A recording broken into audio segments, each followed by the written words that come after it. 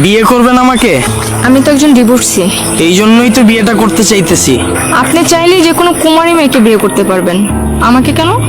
হ্যাঁ, আমি চাইলেই একটা কুমারী মেয়েকে বিয়ে করতে পারি, কিন্তু বর্তমানে মেয়েদের যে অবস্থা এটা তো আপনি ভালো করেই জানেন। একটা কুমারী মেয়েকে যদি আমার নতুন সংসারে আনি, ওকে তো আমার পরিবারের সাথে অ্যাডজাস্ট করাইতেই 2 বছর সময় লেগে যাবে। আর মেয়েরা বিয়ের পর শ্বশুর বাড়িতে আসলে কি করে এটা তো আপনি ভালো করে জানেন, কারণ আপনি এই বিষয়গুলো ফেস করছেন। মেয়েরা চায় তার বাবার বাড়িতে ঠিক যেমন ছিল শ্বশুর বাড়িতেও তেমনই থাকবে। সকালবেলা ঘুম থেকে উঠবে 10টায়, তার জন্য নাস্তা রেডি থাকবে, আবার যে টিভি দেখতে বসবে, দুপুরের খাবার রেডি থাকবে।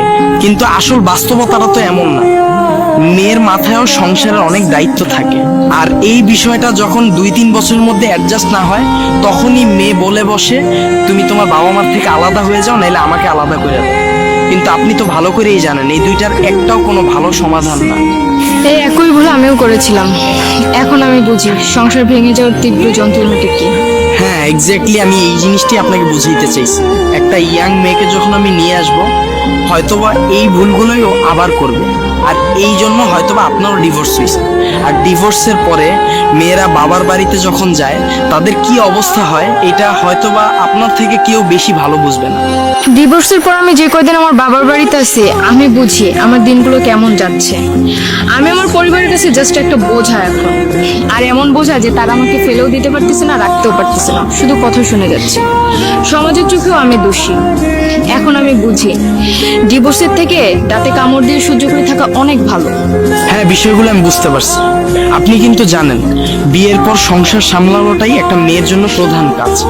আমি যদি একটা কুমারী মেয়েকে বিয়ে করে আনি, ওর প্রথম অবস্থায় চাহিদা থাকবে আমি ওকে প্রতিদিন বিকেলে ঘুরতে নিয়ে যাব, ওকে নতুন নতুন গিফট দিব, ওকে সময় দিব। কিন্তু আসলে বাস্তবতাটা তো এমন না। এগুলো চাইলেও করা যায় না। ছেলের মাথায় যেমন দায়িত্ব পড়ে যায়, মেয়ের মাথাও সংসারের একটা দায়িত্ব পড়ে যায়।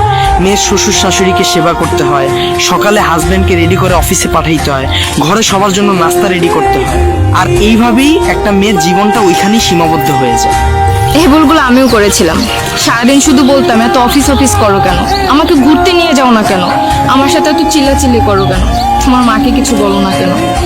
কত ভিত্তিহীন ছিল সেই অভিযোগগুলো, আজ আমি বুঝি। বর্তমানের মেয়েরা প্রেম করতে করতে মগজটারে নষ্ট করে ফেলাইছে। তারা হাজবেন্ডের কাছ থেকেও বয়ফ্রেন্ডের আচরণটা আশা করে। তারা ভাবে বিয়ের আগে বয়ফ্রেন্ডের সাথে যেভাবে ঘোরাঘুরি করছে, হাজবেন্ডও বিয়ের পর তাকে এভাবে ঘোরাঘুরি করাবে। কিন্তু আসলে বাস্তবতাটা তো এমন থাকে না। হাজবেন্ডের মাথায় অনেক প্রেশার থাকে, তার ভবিষ্যৎ নিয়ে চিন্তা করতে হয়, আর যার জন্যই সে টাকার পিছনে ছোটা শুরু করে। আর তখনই মেয়েরা ভাবে তার হাজবেন্ডটাকে সময় দিতেছে না, আর তারাই তখন যায় পরকীয়ায় লিপ্ত হয়, আর সংসারগুলো এভাবেই ভেঙে যায়। আর আপনার উপর আমার পূর্ণ বিশ্বাস আছে, যেহেতু আপনি এই বিষয়গুলো সবকিছুই পার করে আসছেন, আপনার এই বিষয়ে অভিজ্ঞতা হয়েছে, আপনার সংসার জীবনে কোথায় ভুল হয়েছে, কোথায় আপনার কি করাটা উচিত ছিল, এই বিষয়গুলো সম্পর্কে আপনি এখন অভিজ্ঞ। আর এই জন্যই আমি চাইতেছি আপনাকে আমার লাইফে নিয়ে আসতে। আর এই জন্যই আমার পূর্ণ বিশ্বাস আপনি আপনার সর্বোচ্চ চেষ্টা দিয়ে আমাদের সংসারটাকে আগলায় রাখবেন। আর আমার বিশ্বাস একটা কুমারী মেয়েকে বিয়ে করলেও আমাকে যতটুকু ভালোবাসা দিত, এর থেকে বেশি ভালোবাসা আপনি আমাকে দিবেন। এখন বাকিটা আপনার হাতে। মেয়েরা বেলতলা একবারই যায়, বারবার না। আমি যদি আপনাকে বিয়ে করি, আপনার ফ্যামিলি আপনাকে অনেক কথা শোনাবে, তা মানতে পারবেন?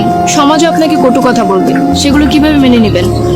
আমি আপনাকে কথা দিচ্ছি, আপনার অতীতের কথা আমার পরিবারের কেউ কখনো জানবে না, এটা আমার ওয়াদা থাকবে। আপনি যদি আমাকে এই আস্থা দেন, তাহলে আমি আপনার সাথে নতুন আশার আলো দেখতে রাজি।